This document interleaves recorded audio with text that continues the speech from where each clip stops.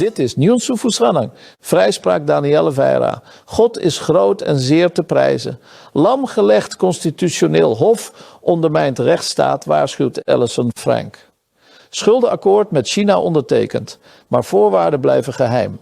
Drone-unit van de politie blijkt al succesvol.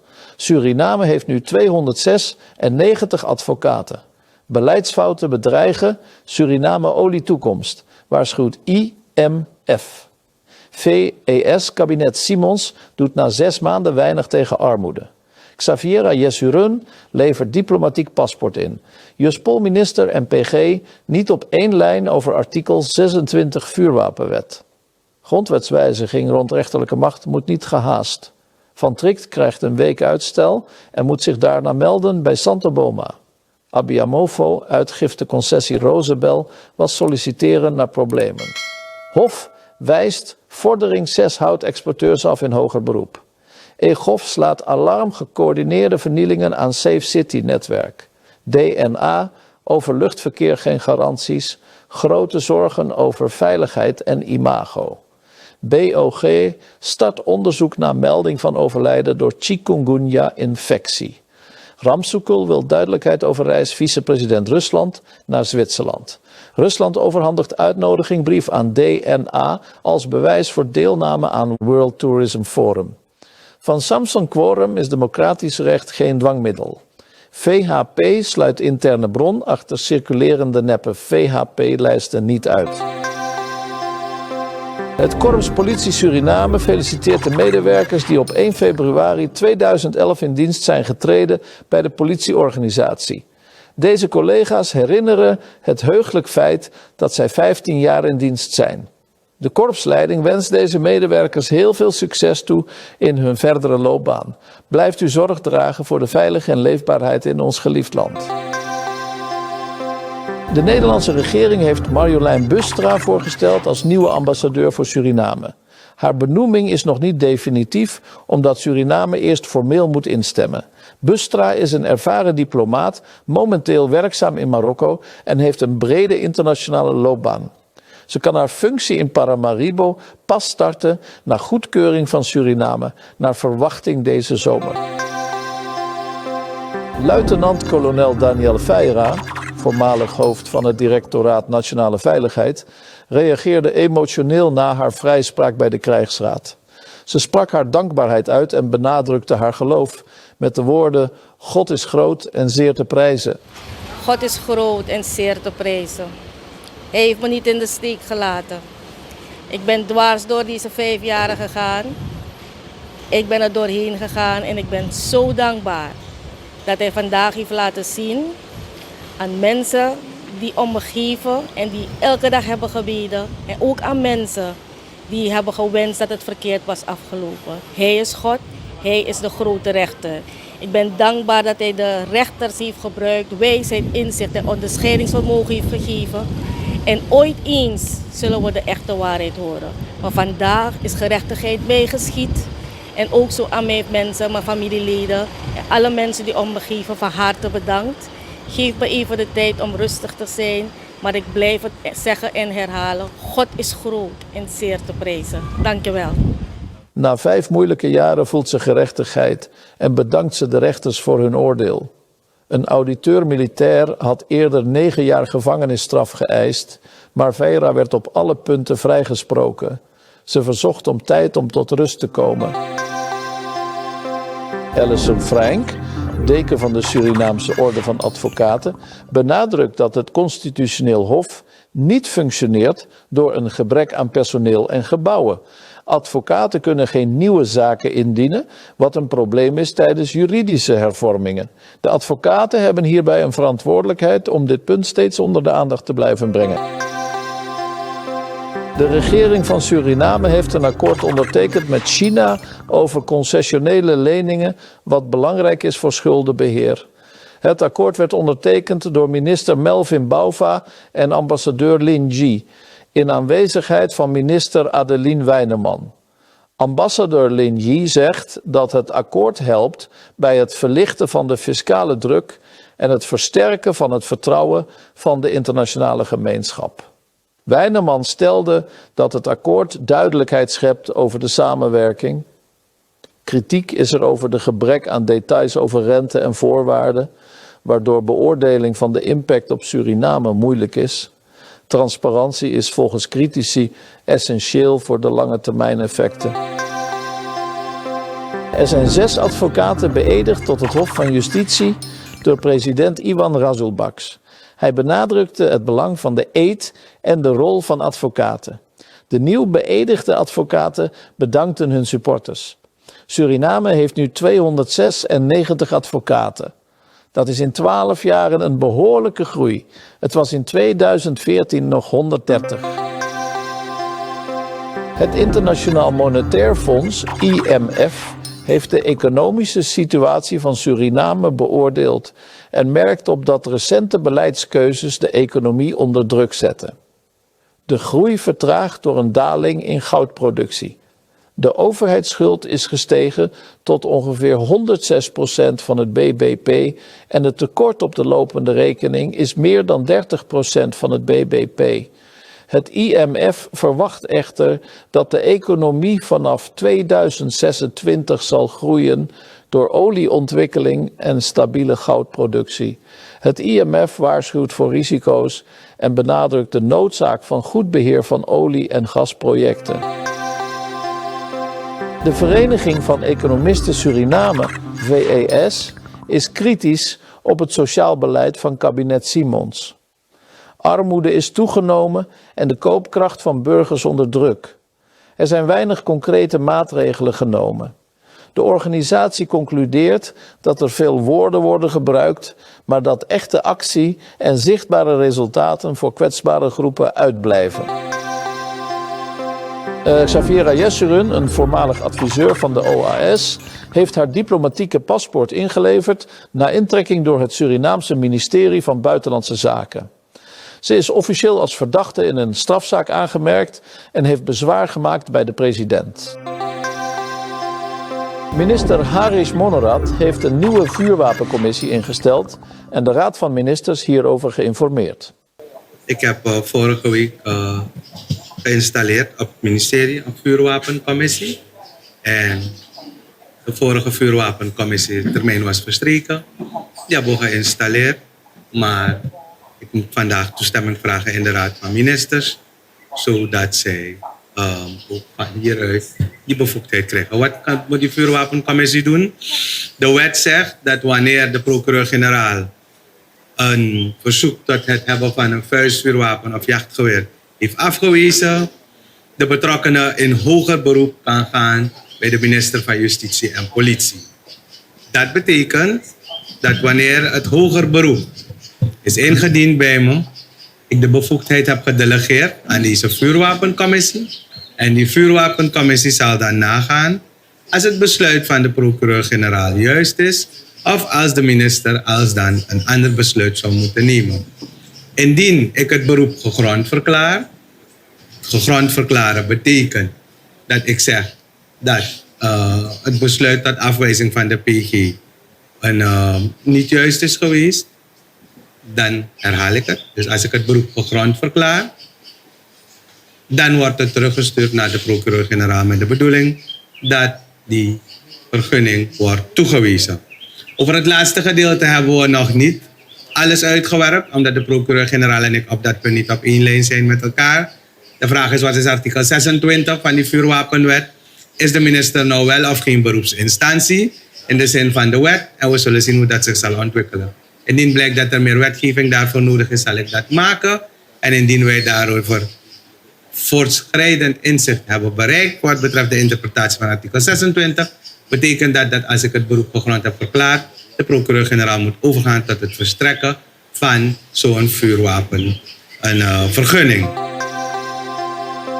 De grondwetwijziging voor reorganisatie van de rechterlijke macht moet zorgvuldig gebeuren, zegt parlementariër Dev Sharman. Tijdens een congres zijn ideeën uitgewisseld over wetswijzigingen, zoals een derde rechtsprekende instantie. Sharman hoopt dat de openbare vergadering nog niet geagendeerd wordt, omdat er 2 andere wetten zijn. De initiatiefnemers van hervormingen in de Surinaamse rechtsorde blijven bij hun standpunt na recente discussies over de modernisering van het Openbaar Ministerie, OM, en de invoering van een derde rechterlijke instantie. Parlementariër Ebou Jones zegt dat de noodzaak voor deze hervormingen duidelijk blijft. Samen met collega's heeft hij 4 wetten ingediend om de grondwet te wijzigen. Jones benadrukt dat er een brede consensus is over de invoering van een cassatierechter, maar het is nog onduidelijk of Suriname kiest voor een eigen systeem of aansluit bij een regionaal model. Ook het OM erkent dat veranderingen nodig zijn. De procureur-generaal heeft dit bevestigd. Er zijn geen fundamentele bezwaren geuit tegen de oprichting van een college van procureurs-generaal en het huidige systeem wordt als verouderd beschouwd. Kritiek dat de hervorming een politieke of etnische agenda zou zijn, wordt als ongegrond bestempeld. De parlementaire commissie heeft geen nieuwe voorstellen gedaan en er is een 2/3 meerderheid nodig voor veranderingen. Het is nog onzeker wanneer de hervormingen ingevoerd zullen worden. Afgelopen week vond een congres plaats over de modernisering van de rechterlijke macht, met deelnemers zoals parlementariërs en internationale juristen. Het ging over wetswijzigingen, zoals een derde rechtsprekende instantie en een college van procureurs-generalen. NDP-fractieleider Rabin Parmesar zei dat de standpunten meegenomen zullen worden in de Nationale Assemblée. Verder zal er dinsdag vergaderd worden en is er een openbare discussie gepland voor donderdag. De NDP pleit voor hervormingen bij het Openbaar Ministerie, zoals een raad van procureurs-generalen. Minister Harish Monorat van Justitie en Politie was niet aanwezig, hoewel hij was uitgenodigd. Onlangs heeft het Hof van Justitie een vonnis gewezen in de strafzaak van de Centrale Bank. Robert van Tricht kreeg een gevangenisstraf van 6 jaar. Hij wordt gevraagd om zich aan te melden bij een penitentiaire inrichting. Advocaat Irving Kanhai is in gesprek met de waarnemend procureur-generaal om te praten over hoe uitvoering aan dit vonnis te geven. Het Surinaamse Openbaar Ministerie heeft Robert van Tricht, oud-gouverneur van de Centrale Bank, een week gegeven om zijn persoonlijke zaken te regelen. Hij moet zich daarna melden in de gevangenis om zijn 6 jaar gevangenisstraf uit te zitten. De operatie van de Zijin Rosebel Gold Mines heeft problemen sinds de concessie in de jaren 90 aan het bedrijf werd gegeven dicht bij het woongebied van tribalen. De operatie ligt stil door onrust na het overlijden van een illegale goudzoeker. Tussen de 200 en 300 illegale mijnwerkers veroorzaakte schade van meer dan 12,5 miljoen Amerikaanse dollar. Het probleem met goudzoekers binnen het concessiegebied van Rosebel Gold Mines is vanaf het begin met de toekenning van het mijnbouwrecht, begin jaren 90, met een dorpsgemeenschap binnen dat concessiegebied. Dat is solliciteren naar problemen. Ja, hebben we gedaan als staat. Maar opeenvolgende regeringen hebben zich gebogen over deze materie, zoeken naar een oplossing. Zijn uitdagingen in die ordening van die kleinschalige goudsector. Dit is niet eentje wat je wil hebben, maar we blijven praten. Enkele jaren geleden is met de dorpsgemeenschap Nieuw Koffiekamp overeengekomen dat de goudzoekers, de lokale goudzoekers, zich zouden moeten verenigen. Dat hebben ze ook gedaan in 2 groepen. En met betrokkenheid van alle relevante stakeholders is ervoor gezorgd dat deze 2 groepen toestemming kregen onder strikte voorwaarden, goede monitoring, om aan goudwinningsactiviteiten te doen binnen het concessiegebied van Rosebel Gold Mines. Maar het probleem van pit intruders, dat zijn de goudzoekers, oekemans, zoals we die noemen, die letterlijk neerdalen in die mijn, ja, bijna 200 meter diep, Ja, dat is zogenaamd, voorzitter, maakt geen onderdeel uit. Mag geen deel uit van de afspraken die gemaakt zijn met de lokale gemeenschap. Ik moet aangeven dat die lokale gemeenschap zich ook, want ik zeg lokaal, Nieuw Koffiekamp, 106, dat die gemeenschap zich ook distancieert van wat zich daar heeft voorgedaan. Binnenkort gaat een delegatie van de regering, waaronder Abia Mofo en de ministers van Justitie en Politie en die van Defensie, naar de mijn voor een oriëntatiebezoek. De staat lijdt ook schade door het platliggen van de productie. De operatie van Zijin Rosebel Gold Mines is sinds vorige week stilgelegd na de dood van een illegale goudzoeker. Ongeveer 200 tot 300 illegale mijnwerkers hebben onrust veroorzaakt en aanzienlijke schade aangericht ter waarde van meer dan 12,5 miljoen Amerikaanse dollar. Het bedrijf werkt aan een oplossing voor deze situatie en verwacht binnenkort onderzoek naar het voorval. Het personeel is veilig. Donderdag 29 januari zullen ministers de locatie bezoeken. Een regeringsdelegatie heeft op 29 januari 2026 een werkbezoek gebracht aan de Zijin Rosebel Gold Mines NV na een dodelijk incident waarbij een illegale goudzoeker omkwam en bedrijfseigendommen werden vernield. Hierdoor stond de goudproductie stil. De delegatie, bestaande uit verschillende ministers, legt de nadruk op veiligheid als hoogste prioriteit. Er komt een strategisch plan gebaseerd op bedrijfsvoorstellen en er wordt gekeken naar een early warning system voor toekomstige calamiteiten. Ook wordt overwogen om de aanwezigheid van politie en militairen te versterken. Het bezoek is bedoeld om de situatie te beoordelen en verdere stappen te versnellen. Dinsdag 27 januari 2026 heeft het Hof van Justitie in hoger beroep beslist in de zaak van 6 houtexporteurs tegen de staat. Het Hof wees hun vordering af en vernietigde het eerdere vonnis. De exporteurs moeten ook 17.500 SRD aan proceskosten betalen. Op 27 oktober 2025 hebben de houtexporteurs een schriftelijke mededeling ontvangen van de staat waarin onder andere is aangegeven dat ter waarborging van de integriteit van de National Plant Protection Organization met ingang van die datum bepaalde vereisten voor de export van hout en houtproducten strikt nageleefd dienen te worden. Wij zijn vandaag hier omdat er dus uitspraak is gekomen in de hoger beroepszaak. In de hoger beroepszaak van het Hof, in de zaak van waarbij een aantal enkele houtexporteurs een vordering aanhanger hebben gemaakt op 29 december 2025 tegen de staat Suriname met het verzoek om de staat te veroordelen om aan hen fytosanitaire certificaten te verstrekken ter zake een houtlading bestemd voor India. Op 31 december heeft de kantonrechter vonnis gewezen, waarbij de staat is veroordeeld om binnen eenmaal 24 uur aan de houtexporteurs deze fytosanitaire certificaten af te geven. En als dat niet gebeurt,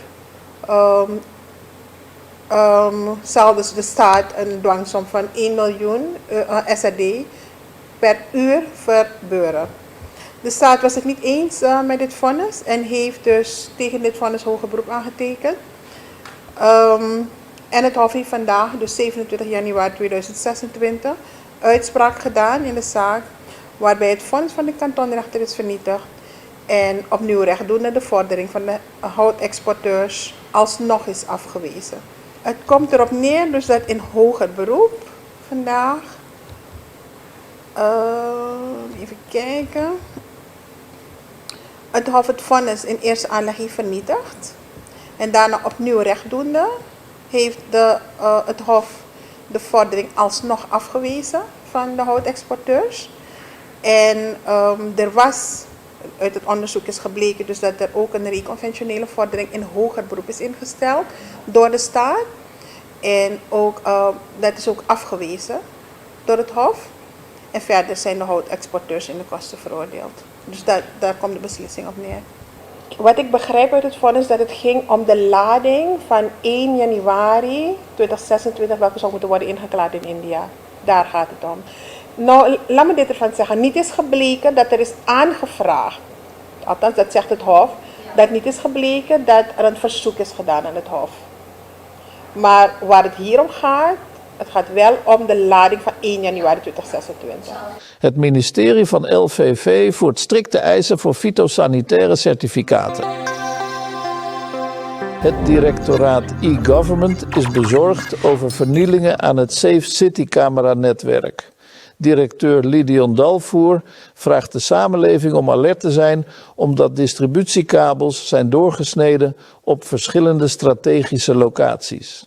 De incidenten begonnen nabij de Passiebloemstraat, waar een belangrijke kabel is beschadigd. Dalvoer gelooft dat dit een gecoördineerde actie is om cameratoezicht uit te schakelen en misdaden te plegen. Hij waarschuwt dat ongeoorloofd werk aan deze kabels strafbaar en levensgevaarlijk is. De samenleving moet verdachte situaties melden. Herstelwerkzaamheden zijn in gang gezet en de camera's zouden snel weer functioneren. Minister Raymond Landveld van TCT sprak dinsdag 27 januari in de Nationale Assemblée, DNA, over de problemen bij de luchtverkeersleiding op de Johan Adolf Pengel International Airport. Hij erkende dat er ernstige tekorten zijn. Er zijn slechts 26 luchtverkeersleiders op de 80 die nodig zijn voor normaal functioneren. Diverse assembleeleden bekritiseerden de situatie die leidt tot uitwijkingen en vertragingen van vluchten, waardoor het imago van Suriname wordt geschaad. De minister meldde dat er inmiddels maatregelen zijn genomen, zoals de aanschaf van nieuwe radarapparatuur en opleidingen voor nieuwe luchtverkeersleiders, maar dat het opleiden van volwaardige luchtverkeersleiders 4 jaar duurt. De Assemblée vroeg om haast en duidelijkheid en er is een vervolgbijeenkomst gepland om concrete oplossingen en garanties voor de vliegveiligheid te bespreken. De leden benadrukken dat het stilvallen van deze essentiële sector onacceptabel is. Het ministerie van Volksgezondheid, Welzijn en Arbeid ontving een melding van een overlijden na chikungunya-virusinfectie op 27 januari 2026. Het Bureau Openbare Gezondheidszorg, BOG, gaat een onderzoek instellen naar de omstandigheden rond dit overlijden. VAP-parlementariër Kishan Ramsukul vroeg dinsdag 27 januari 2026 in de Nationale Assemblée om duidelijkheid over vicepresident Gregory Ruslands reis naar Davos, Zwitserland, voor het World Tourism Forum. Ramsukul ontdekte dat dit forum niet plaatsvond en vroeg zich af wat de reden voor de reis was. NDP-fractieleider Rabin Parmesar verdedigde Rusland, die niet aanwezig was. Hij verdedigde Rusland door te stellen dat tijdens de vorige regeerperiode zoveel delegaties op dienstreis zijn geweest, maar dat er nooit verantwoording in DNA is afgelegd. Vaak werd er niet eens gemeld waar men naartoe ging en hoe groot de delegaties waren. PALU-voorzitter Jim Hock vroeg zich af waarom de minister van Toerisme niet meeging. Vicepresident Gregory Rusland heeft een uitnodigingsbrief aan de Nationale Assemblée gegeven, bevestigend dat hij naar Davos, Zwitserland was voor het World Tourism Forum. Voorzitter, dit zou eigenlijk een kleine issue moeten zijn.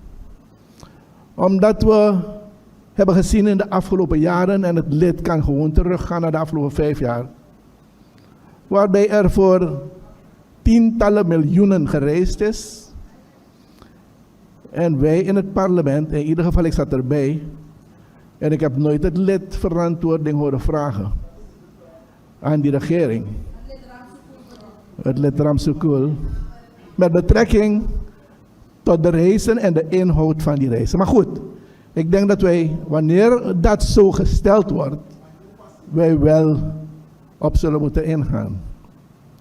Voorzitter, ik wil u voorhouden een schrijven van 11 december van het ministerie van Buitenlandse Zaken, welke zij gestuurd heeft naar de vicepresident van de Republiek Suriname, zijn excellentie Gregory Rusland.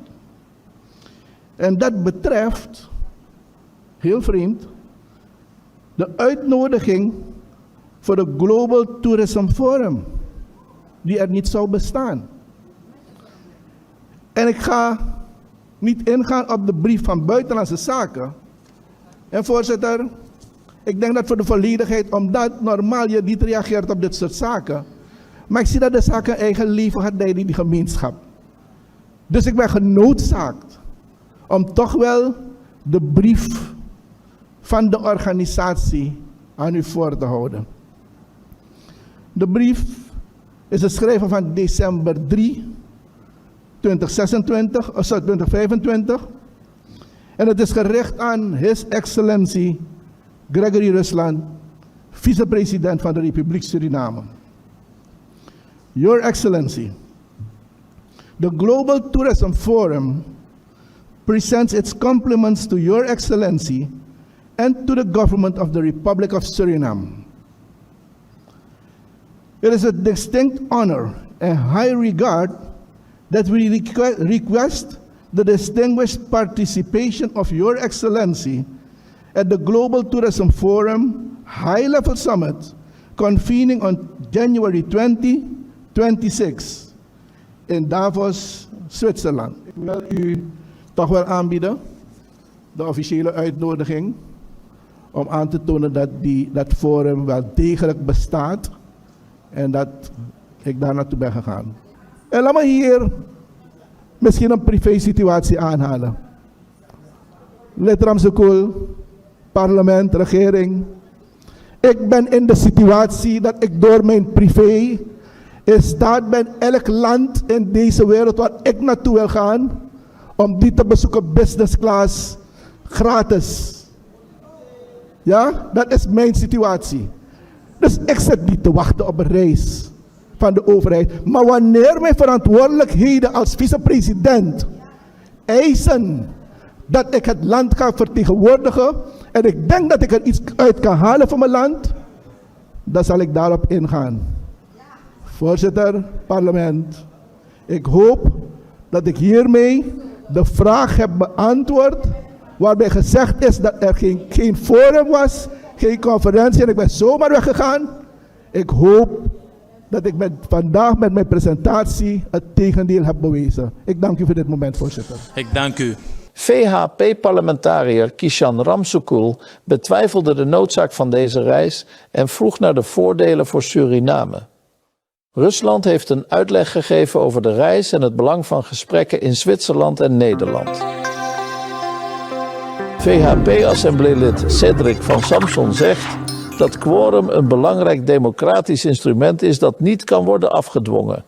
Hij benadrukt dat een vergadering moet worden gestart door interne afspraken binnen de coalitie en niet door druk van buitenaf. Bij recente vergaderingen lag het probleem bij de coalitie zelf, die niet genoeg leden bijeen kreeg.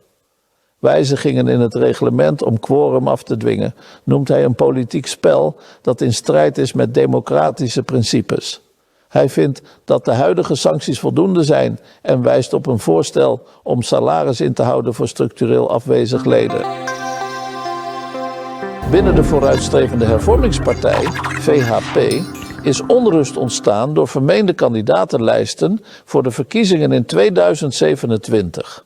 Ondervoorzitter Assis Kumar Gayadin noemt dit onnodige stokkerij en wijst op de noodzaak van eenheid. Hij benadrukt dat kandidatenlijsten breed gedragen moeten worden en niet door een selecte groep bepaald. Gayadin wil niet speculeren over zijn eigen kandidatuur.